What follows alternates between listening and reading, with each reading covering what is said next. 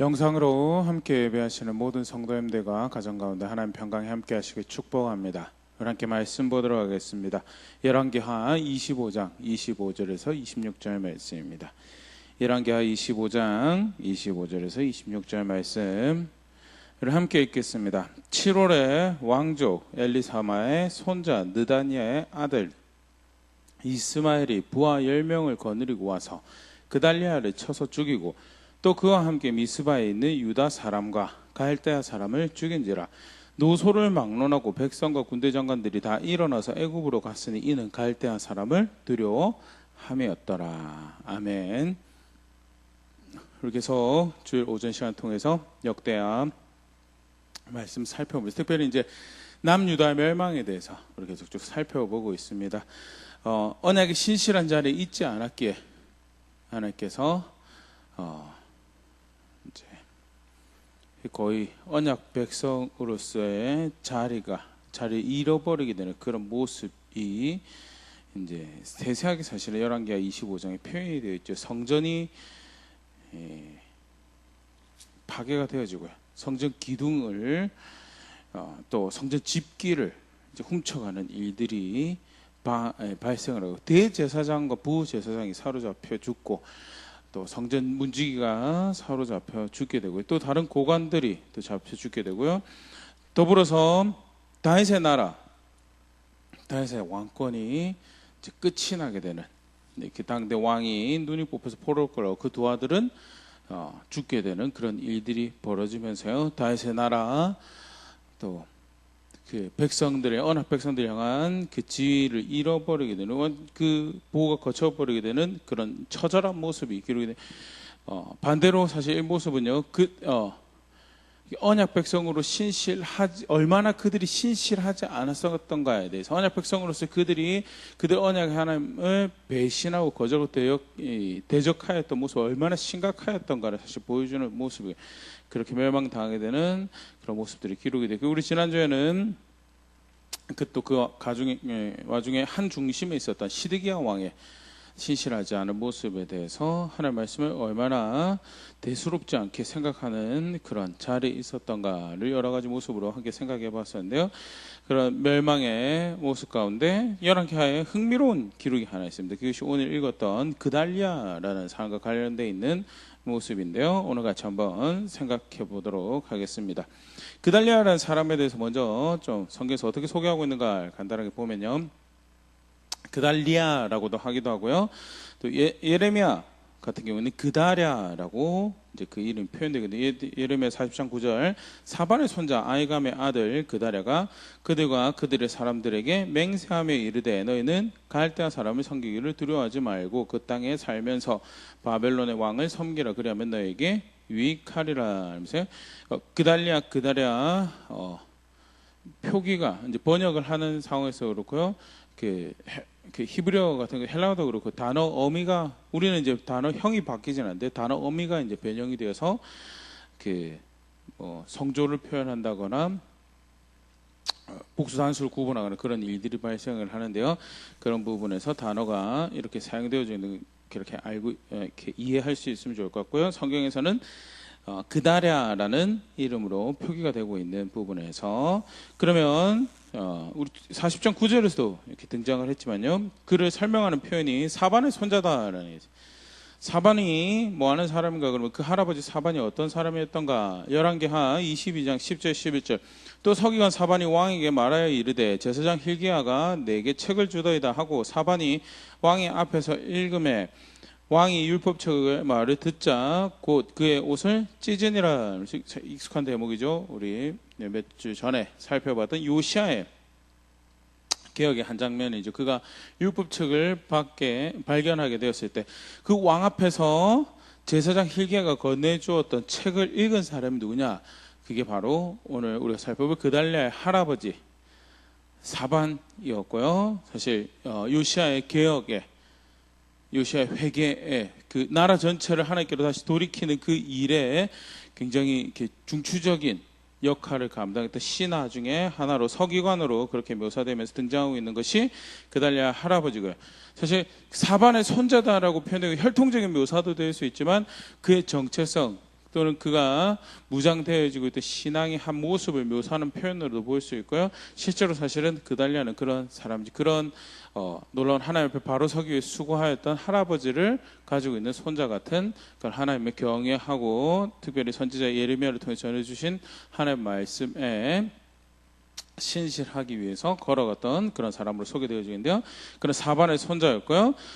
또 소개되어진 표현이 이제 아히감의 아들이라는 표현이 등장하는데요. 사반의 아들이겠죠. 그럼 아히감은 어떤 사람인가라고 할 때 먼저 성경에 등장하는 아히감은요, 자기 아버지 사반과 같이 그 요시아의 명을 따서 사반이 이제 요시아 왕 앞에서 성경을 읽었을 때 이 요시아 왕이 그 말씀을 듣고 우리가 잘못 살았구나라는 것을, 그리고 우리가 읽은 내용이, 우리가 들은 이 내용이 우리가 이해하는 것이 바른지 확인하자, 더 이 뜻이 무엇인지 우리 분명히 알자라고, 그러면서 여 선지자에게 그 사람을 보낼 때 그때 이 사반의 아들 아히감의 이름이 등장을 합니다. 열왕기 22장 14절.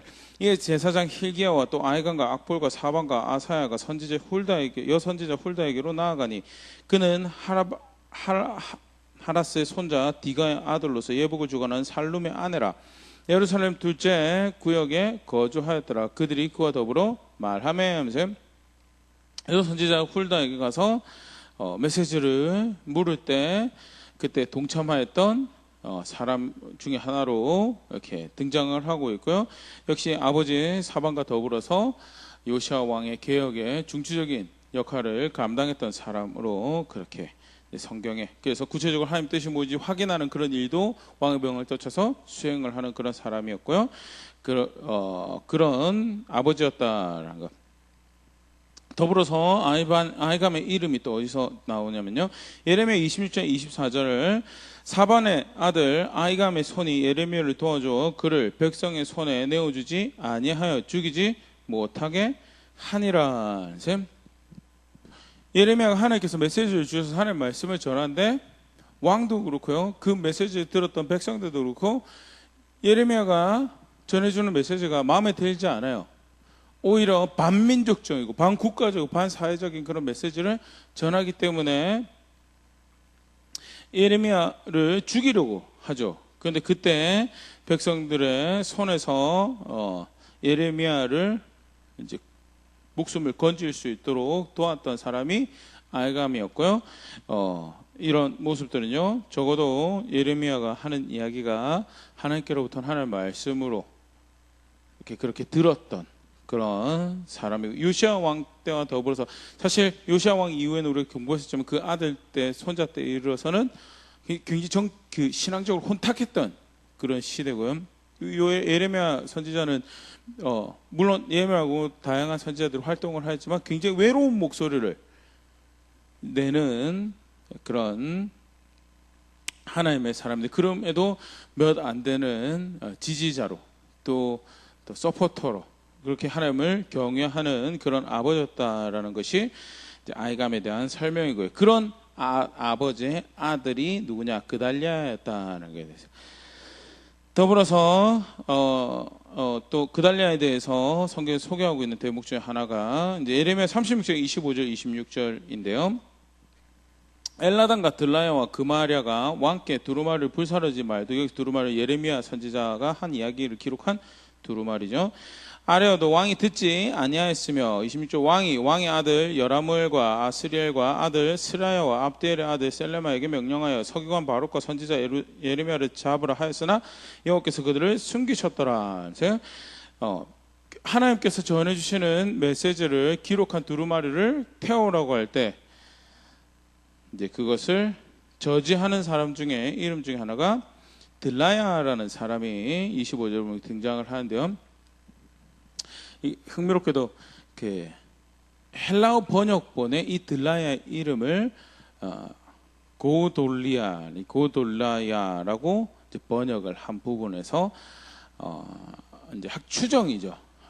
사실 이제 그 셉트어전트라고 70인역 헬라어 번역본이 이제 만들어지게 된 것이 예수님 오시기 전에 사실 번역이 되었던 거였고요. 그래서 히브리어 예레미야서와 실제 번역본 사이에 시간이 그렇게 크게 차이가 나지 않죠. 그래서 그런 측면에서 그 당시 사람들이 이 들라야라는 사람을 그달리아로 이제 인지하였던 모습에서 이제 그달리아의 모습을 이제 이렇게 투영해서 보는 그런 그 이해가 있는 거에 대해서 사실 한글 성경에서는 또 히브리어 원어에서 그 표현이 잘 안 돼 있는데요. 그런 견해가 있는 거에 대해서 이렇게 참고하실 수 있으면 좋을 것 같고요. 분명한 것은 그 예레미야 선지자하고 사이가 이제 뭐라고 표현해야 되나요? 나쁘지 않았던 것을 이렇게 볼 수 있습니다. 예레미야 39장 13절 14절 이에 사령관 느부사라단과 내시장 느부사스반과 궁중장관 네르갈사레살과 바벨론의 왕의 모든 장관이 사람을 보내 예레미야를 감옥들에서 데리고 사반의 손자 아이감의 아들 그랄에게 넘겨서 그를 집으로 데려가게 하매 그가 백성 가운데 사니라 하면서 왕이 감옥에 왕이 가둬두는 곳에 갇혀 있었죠. 예레미야가 그 이스라엘 멸망할 때요. 그래서 그 느부갓네살의 사령관인 느부사라단이 그를 발견해내고 이제 그 포로 중에 있던 예레미야를 맡길 예레미야가 전해준 메시지를 사실은 이 느부갓네살이랑 느부갓네 신하들이 알고 있었거든요. 그 다음 장면 그 부분도 볼 텐데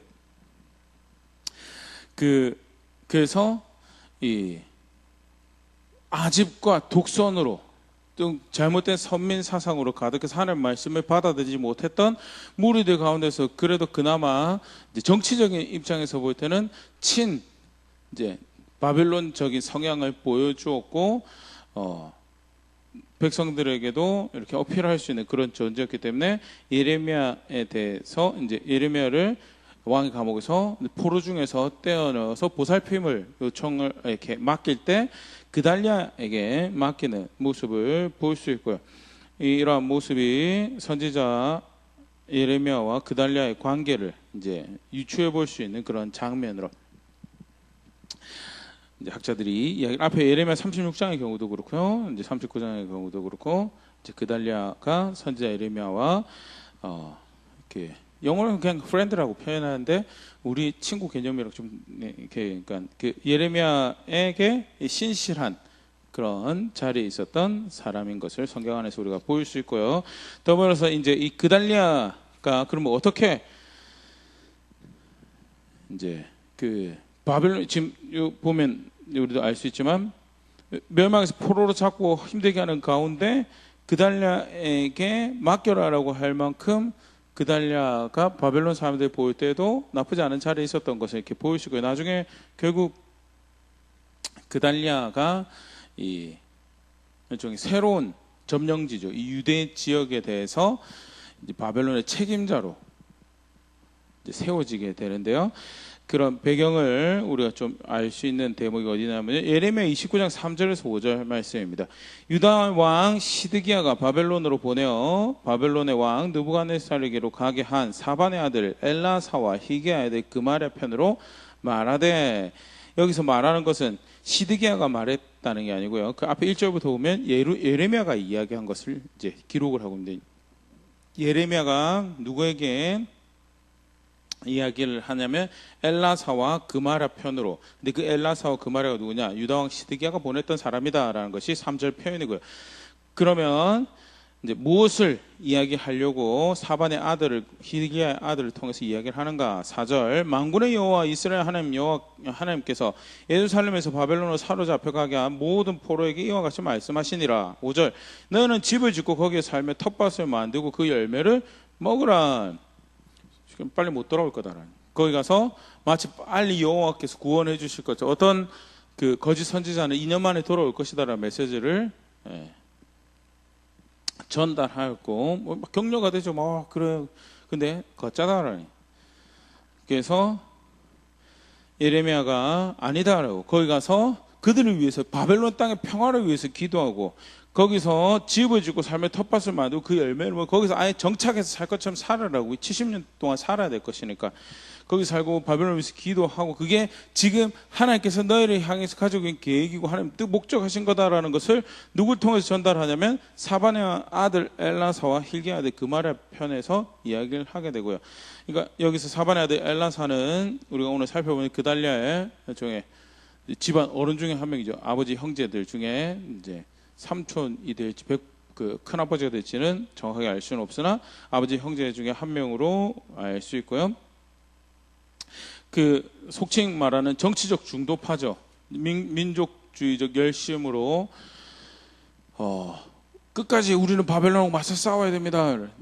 왕 입장에도 흡족하고 백성들에게도 정말 신앙이 있다라고 이야기되는 그런 사람이 있는가 하면 이제 예레미야의 이야기 하나님께서 예레미야를 통해서 주신 말씀에 바벨론 항복해야 된다. 그 바벨론 항복하고 하나님 우리 지금까지 잘못한 거에 대해서 뉘우치는 마음으로 지금이라도 돌이켜서 하나님 말씀에 순종해서 그래서 수치스럽고 모욕스럽고 내 권리를 누리지 못하는 모습이 어쩌면 겁쟁이라고 비겁하다고 욕 들어먹을 수도 있지만 그럼에도 불구하고 이게 하나님 기뻐하신 거라 우리는 이거 선택해서 살아야 된다라는 그런 무리들이 있었던 것을 이렇게 보일 수 있고요.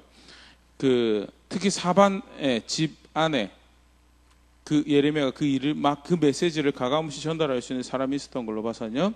그달리아도 그 중에 하나로 바벨론하고 우호적인 관계를 가지고 있었던 유대 유력자 중에 하나였고요.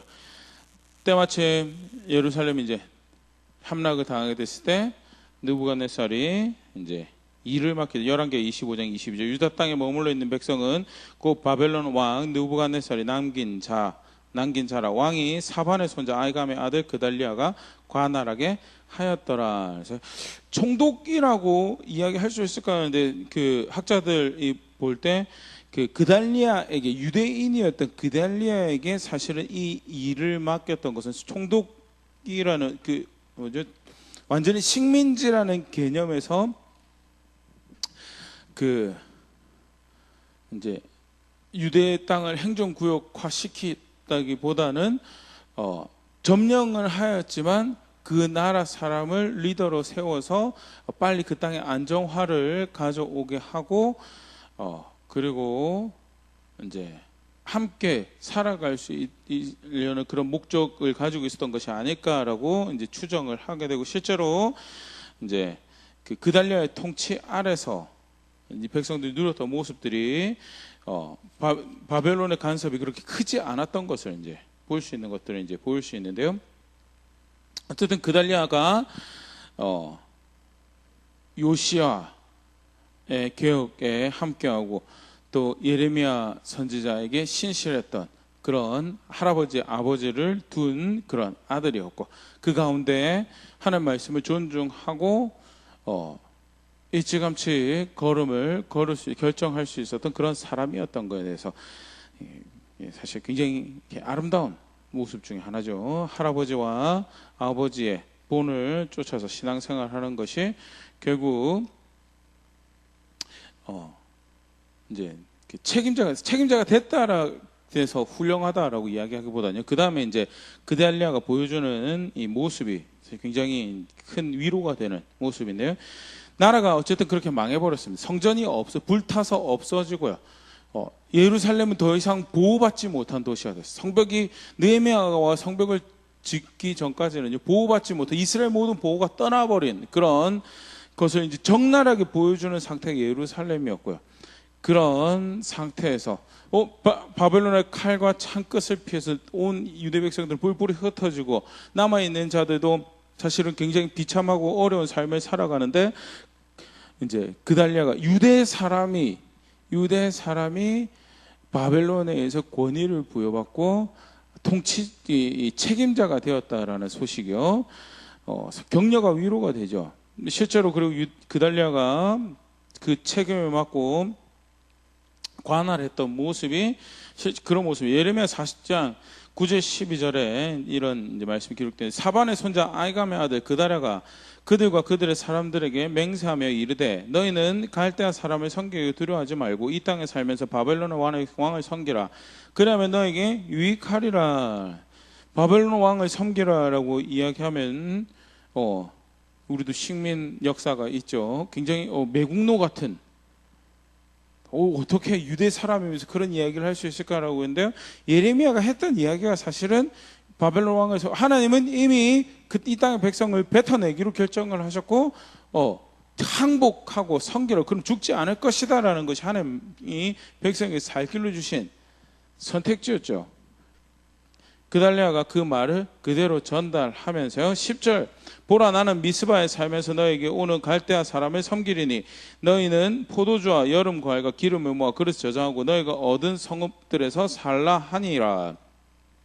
자기의 땅에 거둘 것을 거두고 경작할 것을 경작하면서 자기가 얻은 성읍에서 계속해서 너의 삶을 영위해 가고 그 삶을 건강하게 풍성하게 살아갈 수 있도록 수고하고 땀 흘리려고 나는 미스바에 살면서 이 땅에 이제 권리를 가지고 있다라고 하는 갈대아 사람들이 내가 이렇게 잘 미스바에서 이렇게 속칭 다독거릴 테니까 섬길 테니까 너네 너희 성읍에서 너희가 각자 얻은 성읍에서 수확물을 얻고 경작해서 살아가라라고 살자 우리가 어떻게 해서든 이 땅에서 살자라고 이야기하면서 11절 모압과 암몬 자손 중에 에돔과 모든 지방에 있는 유다 사람도 바벨론의 왕이 유다에 사람을 남겨둔 것과 사반의 손자 아이감의 아들 그다랴를 그들을 위해 세웠다함을 듣고 그 모든 유다 사람이 쫓겨났던 각처에서 돌아와 유다 왕 미스바에 사는 그다랴에 이르러 포도주와 여름 과일을 심히 많이 모으니라. 하면서요. 네.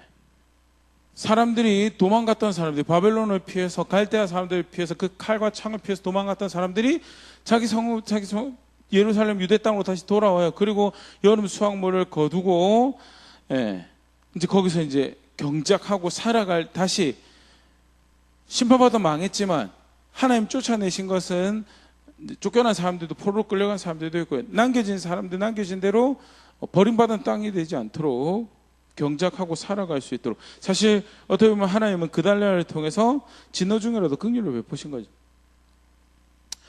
평화를 허락하신 거고 살아갈 소망을 주신 거고 그래서 그 소망을 캐치한 사람들이 하나님 백성들이 다시금 살아라고 한 그 땅으로 돌아오는 그런 일들이 벌어지고 있는 거에 대해서 사실 훌륭한 선한 리더십이고요.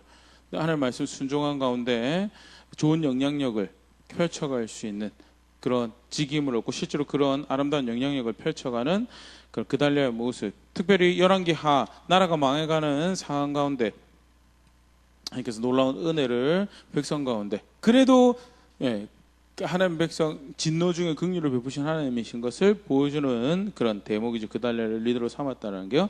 더더군다나 이제 일이 하나 벌어지는데요.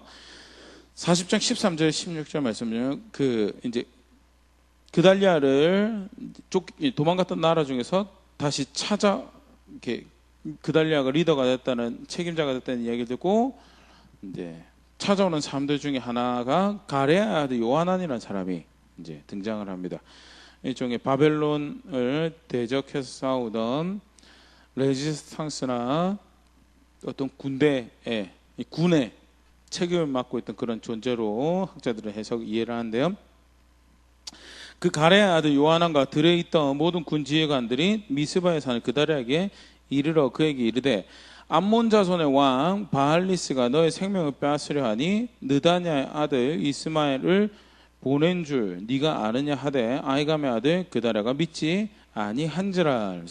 심지어는 바벨론을 대항해서 싸우던 사람들도 그달랴의 리더십 아래서 이렇게 살아갈 방법들을 모색을 하고 그러니까 아까 잠깐 그런 이야기 했는데 바벨론이 심하게 압박을 하면 저항군도 계속해서 더 강하게 저항하고 싸우게 될 텐데 유대 지도자를 세워서 강압적인 식민지보다는 살게 하는 그러면서 바벨론의 일부로 이렇게 살아가도록 하는 그런 정책을 취했던 것을 볼 수 있고요. 그래서 군 지휘관들도 그달랴하고 마음을 연합해서 이렇게 살아갈 수 있도록 그달랴라는 어떤 일찌감치 선지자 예레미야의 예레미야를 통해 주신 하나님의 말씀 순종하는 한 사람으로 인해서 지금 벌어지는 하나님 은총이죠. 그런데 그 와중에 암몬, 그걸 이제 못마땅하게 생각하는 사람이 암몬의 왕 바알리스가 등장을 하고요. 그 사람이 이제 이 그달리아를 제거하기 위해서 이스마엘이라는 사람, 느다냐 아들 이스마엘이라는 사람을 보냈다라는 거예요. 요하난이 이것을 미리 캐치를 하고 바알리스가 널 제거하려고 하고 이스마엘을 보냈다.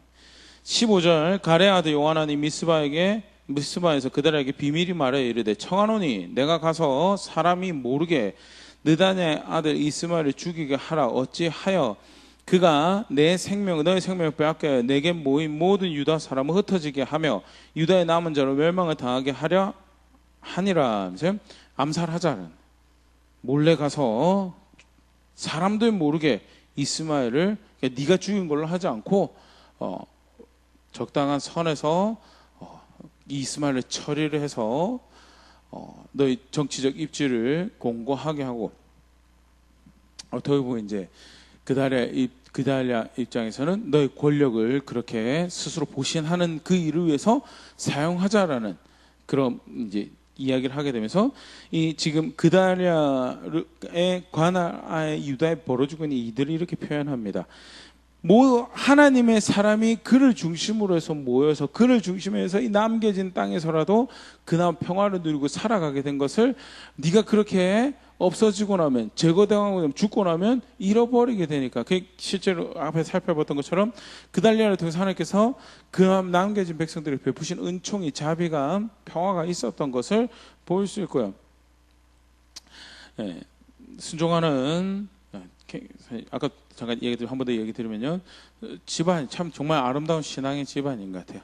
할아버지는 요시야 왕의 그 앞선 세대 교역과 또 회개를 위해서 수고했다면, 그 아버지는 대를 이어서 신실한 자리를 지켜왔고, 그것이 그 수고가 그 본이 헛되지 않았다는 것이 그 손자 때에 이르러서 또 위로가 필요한, 격려가 필요한 백성들을, 평화가 필요한 백성들에게 하나님의 위로와 평안을 전달하는 그런 사람으로 사용되었던 거예요. 근데 이제 그것을 모략으로 죽이려고 하는 일이 발생을 했을 때 암살로 보호하자 라고 했는데 16절에 그러나 아이감의 아들 그달랴가 가레 아들 요하난에게 이르되 네가 이 일을 행하지 말 것이니라.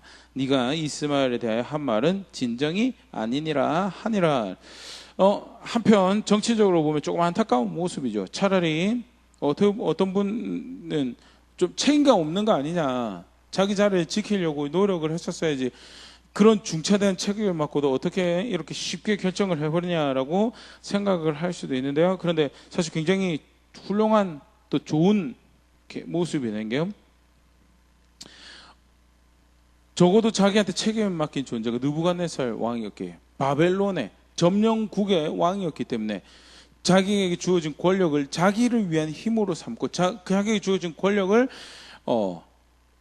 자신의 입지를 더 굳건하게 한 그 자신의 힘으로 사용할 수 있는 그 자리를 사실은 이제 거절을 한 거죠. 그래서 몰래 가서 암살하는 그런 거 하지 않을 거다라고 하는 이야기가, 유대 전통에서도 사실 이 그달리아의 모습에 대해서 의롭고 관대하고 지혜롭고 친절한 그런 리더였던 것으로 이해를 하고 있는데요.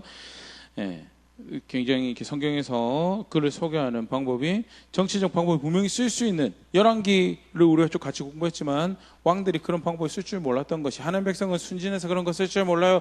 절대 아니죠. 오히려 더 어두운 모습을, 구별되지 않은 어두운 모습을 적나라하게 보여줬던 그런 엄연한 역사를 가지고 있지만, 권력을 위해서, 권력을 내 힘으로 여겨서 그걸 위해서 내 입지를 공고하게 하고 나를 보호하기 위해서 그렇게 암살하지 않을 것이다라는 것을 보여주는 게 그달랴의 선택이었고요. 실제로 그 할아버지의 손자고 아버지의 아들인 것을 잘 보여주는 그런 모습이죠. 예레미야 41장 1절 4절, 그달랴가 하지만 안타깝게도 요하난이 이제 봤던 것이 맞았고요. 그달리아가 암살을 당하게 됩니다.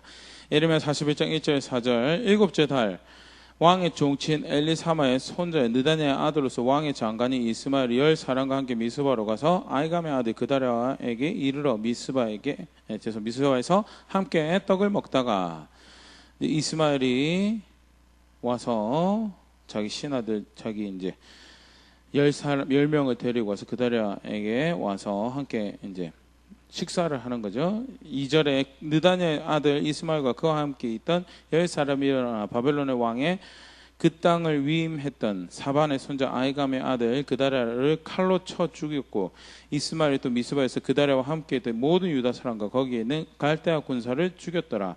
그가 그다랴를 죽인 지 이틀이 되었어도 이를 아는 사람이 없었더라. 얼마나 먼저 이스마엘이 그다랴를 죽이고요. 그다랴를 죽이고 그다랴와 함께 있던 유다 사람과 갈대아 군사를 다 죽였다.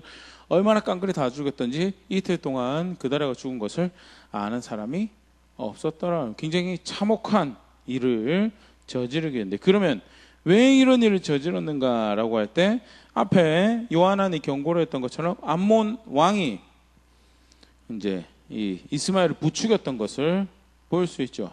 그래서 뭐 여러 가지 모습들을 생각해 볼 수 있을 거예요. 근데 더불어서 아무리 부추겨도 그렇지 어떻게 유대 사람이 똑같이 유대 사람 더더군다나 잘하고 있는 유대 사람을 그렇게 죽일 수가 있을까에 대해서 보면 하나 더 보면 이 아까 열왕기하에도 그런 표현이 등장했는데요. 이 이스마엘을 소개할 때 등장하는 표현이 1절 예레미야 41장 1절 다시 보면요. 왕의 종친 엘리사마의 손자여 느다냐의 아들로서 왕의 장관인 이스마엘이라고 설명을 하고 있습니다. 쉽게 말해서 왕의 먼 친척의 하나고요. 좀더 정확하게 표현하면 왕권에 가까운 사람이죠.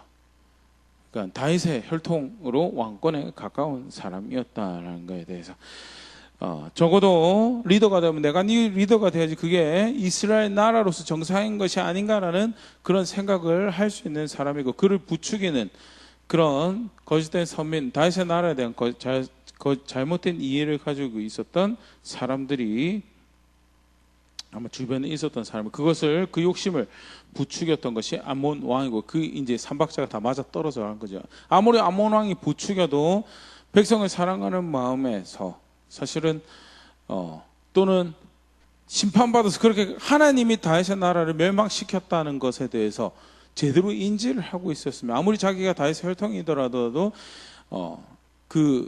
그거를 이제 자기 권리로 생각을 하고 덤벼들 수가 없죠. 사실 우리가 언약의 약속에 대해서 이해할 때 굉장히 중요한 이해가 필요한데요. 약속의 성취를 이루시는 분이 하나님이시죠. 근데 성취를 이루시는 조건이 뭐냐면 내가 언약 백성으로서 내 자리를 지키고 있는 게 조건이지 내가 그 권리를 누리기 위해서 그것을 위해서 싸워가는 것이 그 약속을 성취하는 모습이 아니었던 거예요.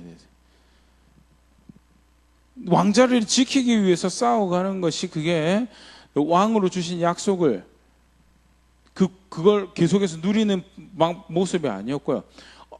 비단 왕이지만 언약에 의해서 왕 자리를 허락받은 그 은혜를 누리고 있는 백성이죠. 그렇기 때문에 그 약속에 언약에 신실하기 위해서 자기 자리를 지켜가는 것이 사실은 그 왕을 누리는 지속적인 모습, 사실 이런 게 계속 기록되어 있는 모습이었죠.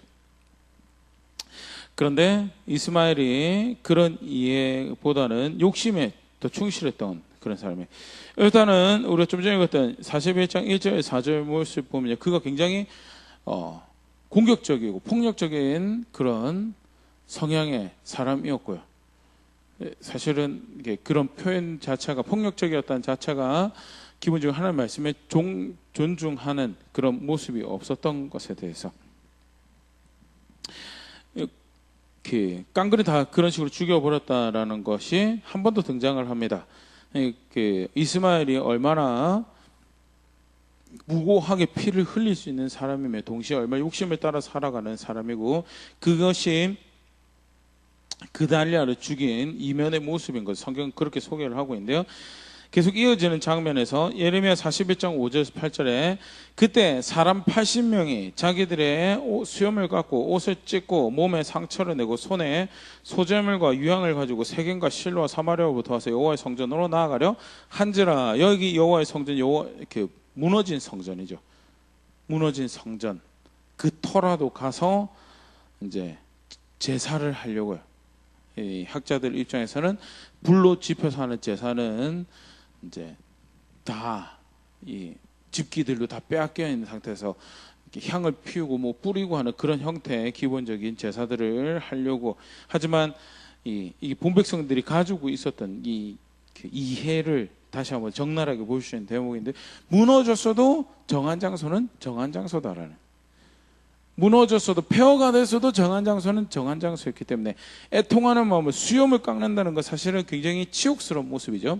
그러니까 이 지금 나라가 망하게 된 것을, 성전이 그렇게 무너지고 그 예루살렘의 평화의 도시가 되어버리지 않았다. 하나님 통치하시는 도시가 하나님 통치하는 도시가 되지 않고 더 이상 그 보호받지 못하는 그 안타까운 모습을 수염을 깎고 옷을 찢으면서, 하지만 정한 장소로 나와서 하나님을 찾으려고 하더라라는 그런 모습이 됩니다. 얼마나 하나님을 거룩한 분으로 여기는 건, 그 기본적인 모습이 정한 장소를 찾는 그런 신앙의 모습들을 다시 볼 수 있는 대목이고요. 그런데 이 80명을 41장 6절 느다냐 아들 이스마엘이 그들을 영접하러 미스바에서 나와 울면서 가다가 그들을 만나 아이감의 아들 그다랴에게로 가자 하더라. 여기까지 왔으니까 그다랴를 만나러 갑시다라고 이제 꿰어내는 거죠. 그러면서 이 80명을 죽입니다. 7절 그들이 성읍 중앙에 이를 때 느다냐의 아들 이스마엘이 자기와 함께 있던 사람들과 더불어 그들을 죽여 구덩이 가운데 던지니라. 왜 죽였는지 이유가 등장을 하지 않아요. 왜 죽였는지 우리 하나 추정해서 볼 수 있는 거는 그다랴에게 가자라고 했을 때 따라왔던 거. 그러면 그다랴하고 우호적인 관계에 있는 사람 다 죽인다라는 굉장히 사실은 이제 자기 마음대로 자기 욕심을 위해서 마음 이렇게 거침없이 죽일 수 있는 그런, 정말 하나님하고는 아무런 상관이 없는, 하나님 말씀과는 아무런 상관이 없는 삶을 사는 그런 존재임을, 철저하게 욕심을 따라서 선택하는 그런 사람임을 보일 수 있고요. 자기 나름의 논리를 따라서 자기 나름의 그 당위성에 충실한 것을 충족시켜. 아까 잠깐 얘기했지만 이 성경 본문에서 우리가 추정해 볼 수 있는 게 왕의 혈통이다는 게, 이스라엘이 그 어떤 형태든 지금 그달리아를 중심으로 나라가 세워진 건 아니지만 그달리아를 중심으로 어떤 공동체가 세워지고 어떤 그 관할의 책임하에 다시금 살게 되는 그런 일들이, 내가 다윗의 혈통이고 적어도 그럼 내 중심으로 그 일이 벌어져야 된다라는 그런 마음을 가질 수 있는 부분, 또는 어떤 형태로든 원수인 바벨론하고는 어떻게 바벨론에서 책임을 맡은 사람을 중심으로 우리가 모일 수 있는가라는, 학자들 이제 내셔널리스트라는 표현을 이렇게 왕왕 쓰는데, 민족주의적인, 우리가 잘못된 선민 사상, 우리가 선민인데 어떻게 저 바벨론 땅에 그렇게 점령당해서, 하나님 뜻이 지금 뭔데요? 바벨론 포로 당하는 게 하나님 뜻인데, 그 하나님 뜻, 선민의 가장 주체가 되시는 하나님 뜻 아무런 상관없이, 그 언약 아무런 상관없이 그릇된 선민 사상에 빠져가지고 당위성을 주장하는, 그 당위성에서 어떤 짓도 서슴없이 자기 이론에 쫓아서, 그 욕심을 쫓아서 어떤 짓도 서슴없이 저지를 수 있는 그런 사람인 것을 이렇게 볼 수 있는 그런 이렇게 일화가 소개가 되어지고요. 이게 사실 이스마엘이 왜 그달리아를 죽였는가에 대한, 무엇이 그 중심에 있는 사람인가를 간접적으로 보여주는 이제 그런 모습이죠. 8절에 그 중에 10사람은 이스마엘에게 이르기를 우리가 밀과 보리와 기름과 꿀을 밭에 감추었으니 우리를 죽이지 말라니 그가 그치고 그들을 그의 형제와 마찬가지로 죽이지 아니하였더라. 굉장히 사실 우스꽝스러운 모습인데요. 이제 기계 여행을 하니까 중간중간에 이제 우물 같은데, 이제 폐 우물 같은데, 구덩이 같은데 음식물을 비축을 하고 이제 여정을 할 때 다시 돌아갈 때 이제 그런 물건들을 챙겨서 이제 간다고 하는, 이 여행하는 방법이었다고 합니다. 그런데 이제 그 중에 10사람이 우리가 우리 양식을 내어줄 테니까 우리 죽이지 말라고 하니까 10사람을 살려두는. 앞에 왜 죽였는데? 뒤는 왜 안 죽이고? 결국 자기 처절한 자기 욕심에 따라서 죽고 안 죽이고를 결정하는 그런 인물인 거예요. 왜 그달랴를 죽였느냐? 결국 자기 욕심을 따라서 그달랴를 죽였다. 자기 계산을 쫓아 자기 욕심 쫓아서 그달랴를 죽였고요. 그달랴가 근데 누구였는데 하나님이 그 폐허가 되는 와중에서 백성에게 베푸신 은총이었고 자비였고 사랑이었고, 근데 그런 계산 전혀 없어요. 그냥 자기 마음대로 하고 싶은데, 얼마나 사실은 이 남유다, 우리는 하나님 백성 다윗의 나라라고 하는 사람들이 하나님하고 전혀 상관없는 교만이 극에 달한 삶을 살아가고 있었는가를 사실 보일 수 있고요. 그렇게 나라가 망하고 심판받고 잘못했다라고 죄책을 묻고 있는 그런 상황에서도, 그게 사실 열왕기 상황이죠. 그럼에도 불구하고 그들이 선택하는 게 뭐였는가? 그렇게 하나님을 저버리고 자기 욕심대로 갈 것을 선택했다는. 네, 이스마엘이 권력 욕심으로 그렇게 죽이지만요, 사람들에 의해서 지지를 받지 못합니다. 예레미야 41장 14절 15절. 미스바에서 죽일 사람들이 죽이고요. 그리고 나머지 사람들을 이제 데리고 자기가 이제 암몬으로 넘어가려고 이렇게 끌고 갑니다. 끌고 이제 가는데, 그런 대목이 이제 에르메 기록이 되어 있는데, 그게 결국 암몬의 지지를 쫓아서 권력을 가지려고 하는 그릇된 편에 붙은 거죠. 하나님 편에 붙어서 정말 다윗의 후손으로 다윗의 나라를 꿈꾸고 하나님 백성의 하나님 나라를 꿈꿨던 사람은 하나님 편에 붙어서, 하나님 제가 그래도 다윗의 혈통인데 다윗의 나라를 세우시려고 하지 않으셨습니까? 그렇게 접근을 해야 되는데, 이제 이렇게 암몬의 잘못된 편에 잘못된 욕심을 부리는 모습을 볼 수 있으면서요. 그런데 백성들이 이렇게 이스마엘과 암몬으로 가다가 이제 그 이야기를 듣고 쫓아온 요하난과 그 사람들을 만났을 때, 예레미야 41장 14절 15절. 이에 미스바에서 이스마엘이 사로잡은 그 모든 백성이 돌이켜 가레아의 아들 요하난에게로 돌아가니 느다냐의 아들 이스마엘이 8사람과 함께 요하난을 피하여 암몬 자손에게로 가니라. 그달랴를 제거했으니 내 편이 되고 이제 나를 중심으로 나에게 권력을 부여할 것이라고 생각했던 그 모든 자기의 시나리오가 다 깨져버리죠. 오히려 정작 사람들이 요하난에게로 돌아가고요. 처음 그 암살 작전을 꾸몄던 사람들 중에서 8사람이, 이스마엘과 8사람이 이제 간신히 자기 목숨 건지려고 암몬에게 가게 되고, 그리고 이 그달랴를 죽였다라는 사실 자체가 유다에 남아있던 사람들에게 굉장히 큰 두려움이 됩니다. 그래서 우리가 오늘 읽었던 본문 말씀이죠. 열왕기하 25장 25절 26절. 7월에 왕족 엘리사마의 손자 느다니아의 아들 이스마엘이 부하 10명을 거느리고 와서 그달랴를 쳐서 죽이고, 또 그와 함께 미스바에 있는 유다 사람과 갈대아 사람을 죽인지라. 지금까지 살펴본 부분이고, 26절. 노소를 막론하고 백성과 군대 장관들이 다 일어나서 애굽으로 갔으니 이는 갈대아 사람을 두려워함이었더라. 느부갓네살 바벨론 사람이, 바벨론 왕이 세워놓은 책임자를 죽인 거예요. 그러니까 바벨론에서 어떤 보복을 받을지도 모르겠다라는 두려움으로 자발적으로 어디로 내려가냐? 이집트로 내려가게 되는 일이 발생을 하게 되고요. 사실 그냥 그래, 그 마음 우리 다 알지. 사실 우리도 식민지 사역 역사가 있으니까요. 근데 성경은 그런 것도 이게 물론 그런 상황적인 것도 보일 수 있겠지만요, 신학적인 측면에서 어떻게 세워진 나라인데요? 어떻게 하나님이 소망 없는 종됐던 자를 이집트에서 건져내서 데리고 나와서 시작한 역사인데, 그 남은 백성들이 자기 발로 이집트로 내려가게 되는, 무슨 일이 벌어지고 있는가? 하나님은 그나마 그 땅에서 살 수 있도록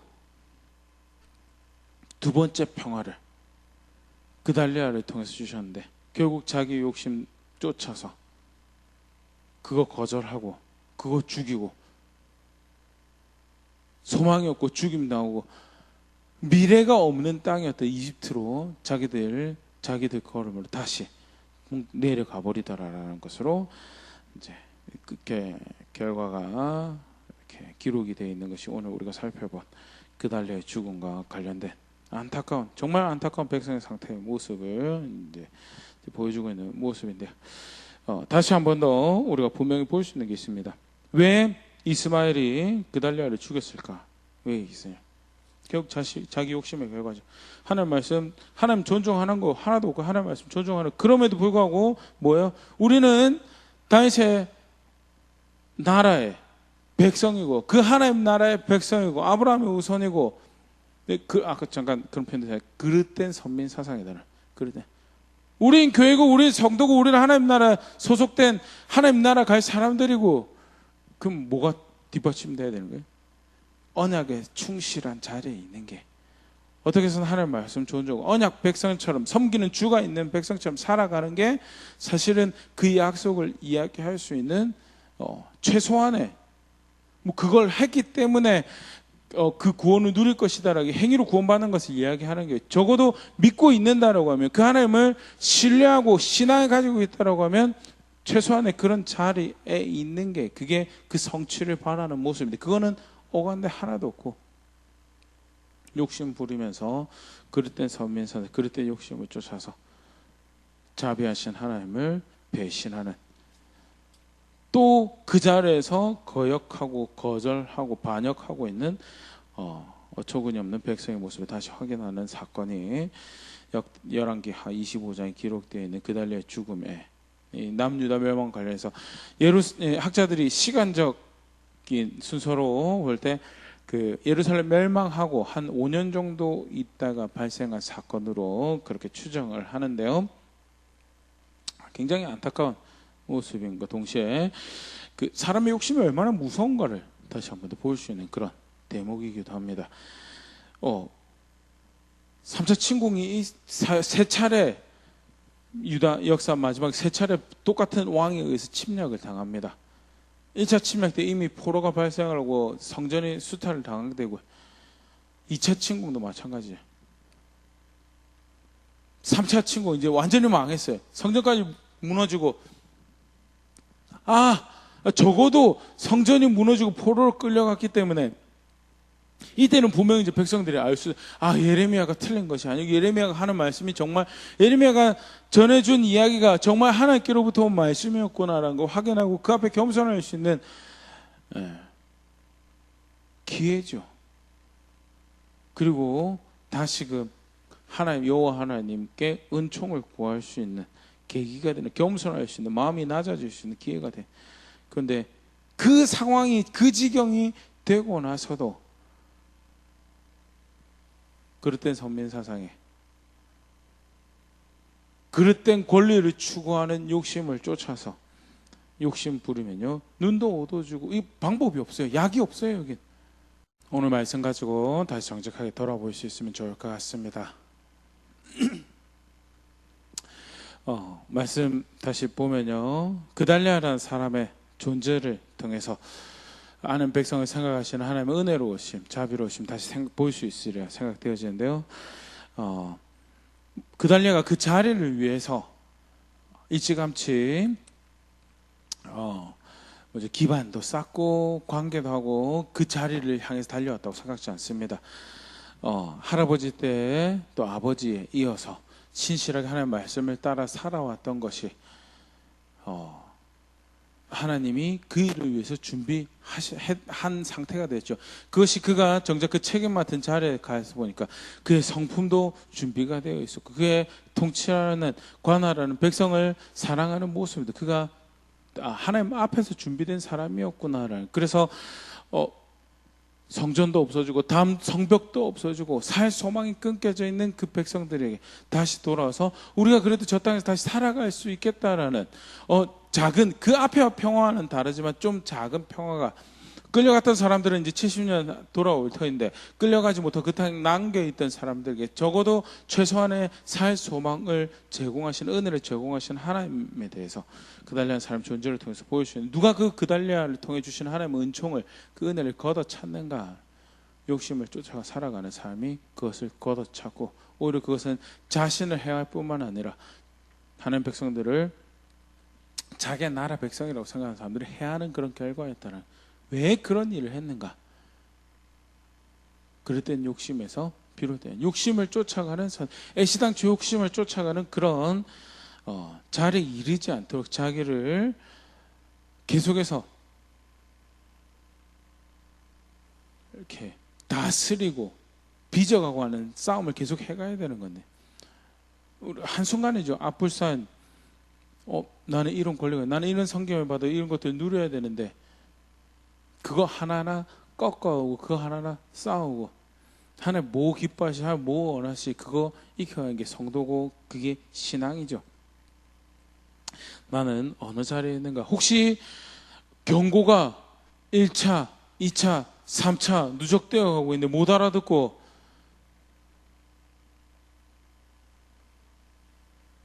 그나마 주식에 평화조차도 날려먹고 은총조차도 날려먹고 살아가고 있는 자리에 있지는 않는가. 그것도 한번 돌아볼 수 있으면 좋을 것 같고요. 안타까운 모습에서 꼭 배울 수 있으면 좋을 것 같습니다. 하나님 여전히 신뢰할 만한 분, 이스라엘 망하고 나서, 예루살렘 망하고 나서, 성전이 무너지고 나서도 여전히 그래도 신뢰할 만한 분이시다라는 것, 그것이 오늘 살아가는 우리의 큰 격려가 될 수 있으면 좋을 것 같고요. 이스마엘의 모습 철저히 우리가 배격하고 거절하고 혹여 내 모습에 그런 걸음들은 없는가 버리기 위해서 경각심 가지며 그렇게 하나님 앞에 살아가면서 우리가 구원이 어디 있는지, 소망이 어디 있는지 알고 있습니다. 우리가 주의 교회입니다, 주의 성도입니다라고 걸음들 함께 걸어가는 제가 또 교회가 될 수 있으면 좋을 것 같습니다.